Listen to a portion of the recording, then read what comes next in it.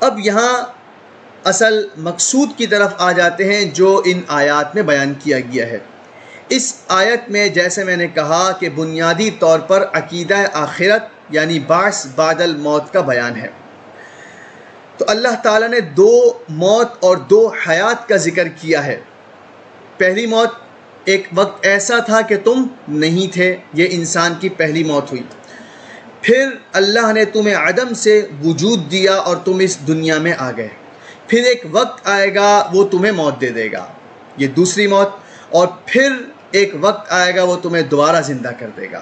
تو یہ 2 موتیں ہو گئی اور 2 حیات کا تذکرہ ہو گیا۔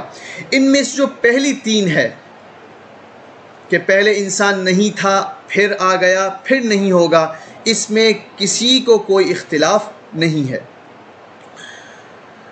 اختلاف ہے آخر والے میں ثم یحییکم کہ اللہ ایک مرتبہ پھر زندہ کرے گا۔ اس میں جو مخاطبین تھے ان کو اشکال تھا کہ یہ کیسے ہو سکتا ہے کہ ہمیں دوبارہ زندہ کیا جائے گا۔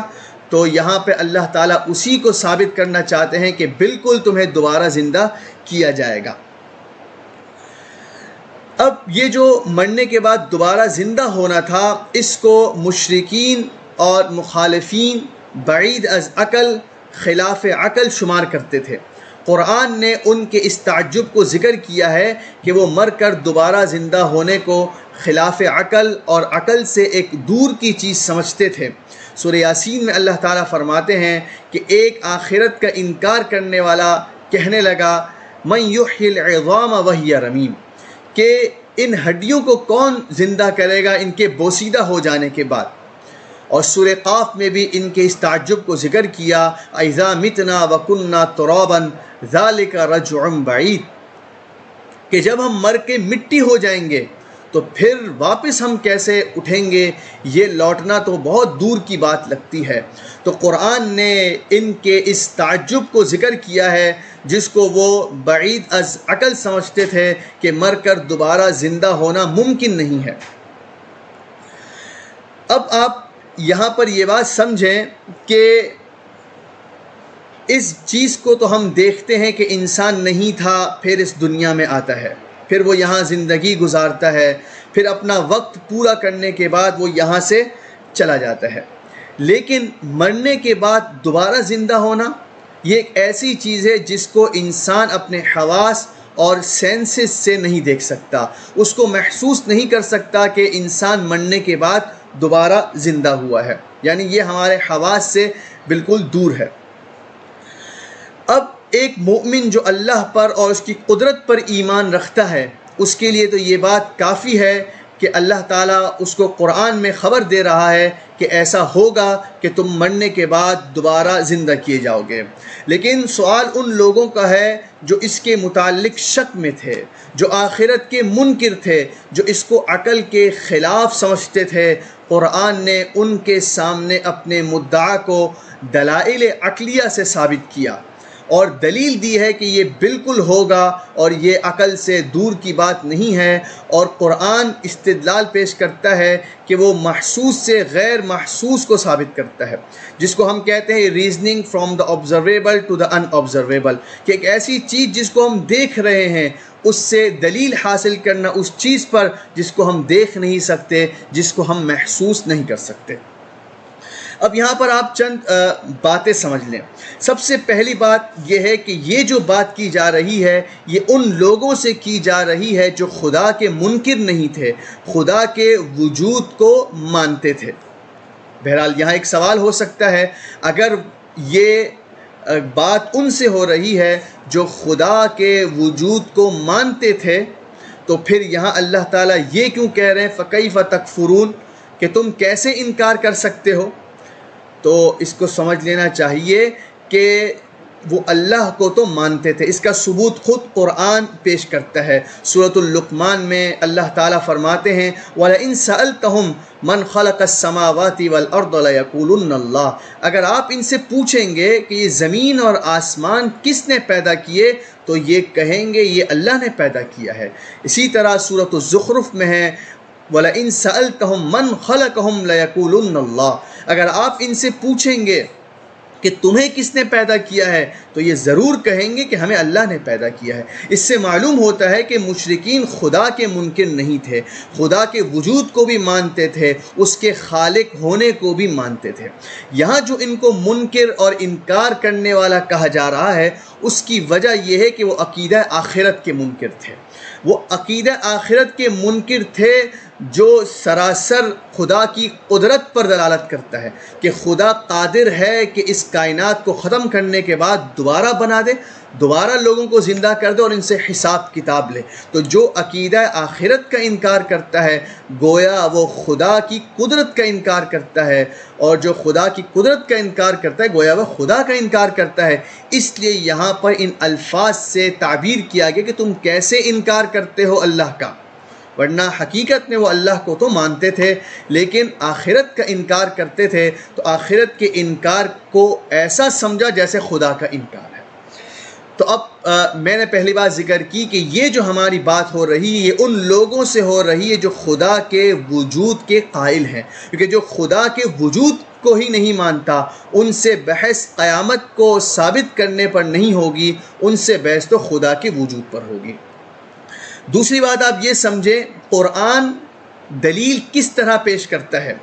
قرآن اپنے مخاطبین اور اپنے مخالفین کے سامنے ایسی باتیں پیش کرتا ہے، ایسے مقدمات اور پریمیسز پیش کرتا ہے جن کو وہ تسلیم کرتے ہیں، جن کو وہ مانتے ہیں۔ جب قرآن ان کے سامنے وہ مقدمات پیش کرتا ہے جو انہیں تسلیم ہے، اس کے بعد قرآن کہتا ہے جب اس کو مانتے ہو تو پھر اس کو بھی ماننا پڑے گا، جب اس کو مانتے ہو تو اس کو کیوں نہیں مانتے ہو؟ تو جو بات مانتے ہیں ان کو پیش کر کے ان باتوں کو ماننے کی ترغیب دیتا ہے اور ماننے پر آمادہ کرتا ہے جن کو وہ نہیں مانتے۔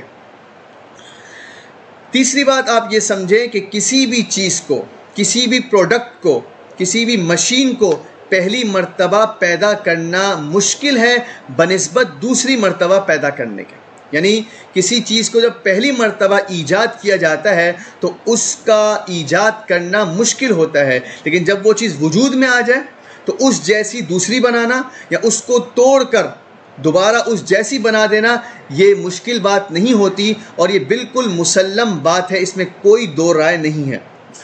چوتھی بات آپ یہ سمجھے قرآن عام طور پر آخرت کی بات کو، آخرت کے عقیدے کو ثابت کرنے کے لیے دو طرح کی مثالیں پیش کرتا ہے۔ ایک مثال کہ وہ خود انسان کو بطور مثال کے پیش کرتا ہے کہ تم اپنے وجود پر غور کرو، تم کیسے آئے ہو، تو اس انسان کے وجود کو پیش کر کے وہ آخرت کو ثابت کرتا ہے۔ دوسرا طریقہ قرآن کا آخرت کو ثابت کرنے کا یہ ہے کہ وہ زمین و آسمان کو بطور مثال کے پیش کرتا ہے اور ان کو مثال میں پیش کر کے پھر وہ آخرت کو ثابت کرتا ہے۔ جب آپ ان باتوں کو سمجھ گئے اب آپ قرآن کے آخرت کے اس بات کو سمجھیں۔ سورۃ الاحقاف میں اللہ تعالیٰ فرماتے ہیں اولم یروا ان اللہ الذی خلق السماوات والارض ولم یعی بخلقہن بقادر علی ان یحیی الموتى بلی انہ علی کل شیء قدیر۔ اس آیت میں اللہ تعالیٰ کہتے ہیں کیا ان لوگوں نے نہیں دیکھا کہ اللہ وہ ذات ہے جس نے آسمانوں اور زمینوں کو پیدا کیا، وَلَمْ يَعْيَ بِخَلْقِهِنَّ اور ان کو پیدا کرنے سے بالکل نہیں تھکا، بالکل عاجز نہیں آیا۔ بِقَادِرٍ عَلَىٰ أَن يُحْيِيَ الْمَوْتَى وہ اللہ قادر ہے کہ وہ مردوں کو زندہ کر دے۔ اب آپ سمجھیں ان چار نقاط کو جو میں نے اوپر پیش کیے ان کو سامنے رکھتے ہوئے قرآن کے استدلال کو سمجھے۔ قرآن نے اس آیت کے اندر زمینوں اور آسمانوں کی پیدائش کو پیش کیا اور مثال بتائی کہ اللہ تعالیٰ وہ ذات ہے جس نے آسمانوں اور زمینوں کو پیدا کیا، اور آسمانوں اور زمینوں کی پیدائش کو قرآن پیش کر کے آخرت کو کس طرح ثابت کرتا ہے وہ سمجھے۔ اب آسمانوں اور زمینوں کا پیدا کرنے والا اللہ ہے، اس کو قرآن کے جو مخاطبین تھے وہ مانتے تھے۔ میں نے پہلے آیت پڑھی سورۃ اللقمان کی وَلَئِن سَأَلْتَهُم مَّنْ خَلَقَ السَّمَاوَاتِ وَالْأَرْضَ لَيَقُولُنَّ اللَّهُ اگر آپ ان سے پوچھیں گے کہ آسمانوں اور زمینوں کو کس نے پیدا کیا ہے تو وہ فوراً کہہ اٹھیں گے کہ اللہ نے پیدا کیا ہے۔ جس سے سمجھ میں آ گیا کہ آسمانوں اور زمینوں کا خالق اللہ ہے، یہ قرآن کے مخاطبین کو بھی تسلیم تھا اور اس کو مانتے تھے۔ اب یہ اس بات کو سمجھتے تھے کہ آسمانوں اور زمینوں کا پیدا کرنے والا اللہ ہے۔ اس کے بعد اللہ کہتے ہیں کہ اتنے بڑے آسمانوں اور زمینوں کو پیدا کرنے سے خدا نہیں تھکا، خدا عاجز نہیں آیا، جبکہ خدا کے پاس کوئی نقشہ نہیں تھا، کوئی ڈیزائن نہیں تھا، کوئی نمونہ نہیں تھا۔ بغیر کسی نمونے کے اتنے بڑے آسمان اور اتنی بڑی زمین اللہ نے بنا دی۔ تو کیا وہ خدا جو اتنی بڑی چیزیں بنا سکتا ہے، کیا اتنے چھوٹے انسان کو دوبارہ پیدا کرنے سے عاجز آ جائے گا، جس کو پہلے وہ بنا چکا ہے، جس کو پہلے ایک مرتبہ پیدا کر چکا ہے؟ کیا اس کو دوبارہ پیدا کرنے سے، اس کو دوبارہ بنا دینے سے کیا خدا عاجز ہو جائے گا؟ یہ کتنی خلاف عقل بات ہے کہ تم اس بات کو مانتے ہو کہ اتنا بڑا آسمان اللہ نے بنایا ہے، اتنی بڑی زمین اللہ نے بنائی ہے، اور خود انسان کو اللہ نے پیدا کیا ہے۔ تو کیا وہ اللہ جو ان کو ایک مرتبہ بغیر کسی نمونے کے پیدا کر سکتا ہے، ان کے دنیا میں آنے کے بعد ان کو دوبارہ پیدا کرنے پر قادر نہیں ہوگا؟ یہ کتنی خلاف عقل بات ہے۔ تو یہ قرآن کا استدلال ہے آخرت کے اوپر۔ اسی طرح قرآن ایک اور جگہ آخرت کو ثابت کرتا ہے اس طور پر کہ ایک آخرت کا منکر ابی بن خلف حضور علیہ السلام کے پاس آیا اور ہاتھ میں ہڈی لیے ہوئے تھا، اور حضور سے کہا من یحیی العظام وہی رمیم، اس ہڈی کو دیکھیں، اس کو کون زندہ کرے گا جبکہ یہ بوسیدہ ہو گئی ہے؟ قرآن نے جواب دیا قل یحیی الذی انشأها اول مرہ، آپ جواب میں یہ کہیے کہ اس کو وہی ذات زندہ کرے گی جس نے پہلی مرتبہ زندہ کیا تھا۔ اب آپ یہاں استدلال کو سمجھیں کہ اللہ تعالیٰ بتاتے ہیں کہ جس نے پہلی مرتبہ انسان کو زندہ کیا تھا، جس کو تم مانتے ہو، جس کا ذکر میں نے پہلے کیا سورۃ الزخرف کی آیت پر کہ وَلَئِن سَأَلْتَهُم مَّن خَلَقَهُمْ لَيَقُولُنَّ اللَّهُ، اگر آپ ان سے پوچھیں گے کہ تمہیں کس نے پیدا کیا تو فوراً کہہ اٹھیں گے کہ ہمیں اللہ نے بنایا ہے۔ معلوم ہوا کہ اس بات کو یہ لوگ مانتے تھے کہ انسانوں کا خالق اللہ ہے۔ اب آپ استدلال کو سمجھیں، اللہ تعالیٰ کہہ رہے ہیں کہ وہ ذات جس نے پہلی مرتبہ ان کو پیدا کیا تھا، وہی ذات ان کو دوبارہ پیدا کرے گی، اور اللہ تعالیٰ اس پر قادر ہے۔ اور یہاں پر جو لفظ استعمال کیا گیا وہ انشاء کا لفظ ہے، انشأہا۔ انشاء کا مطلب ہوتا ہے کہ ایسی چیز کو وجود دینا جس کا کوئی سیمپل نمونہ آپ کے پاس موجود نہیں ہے۔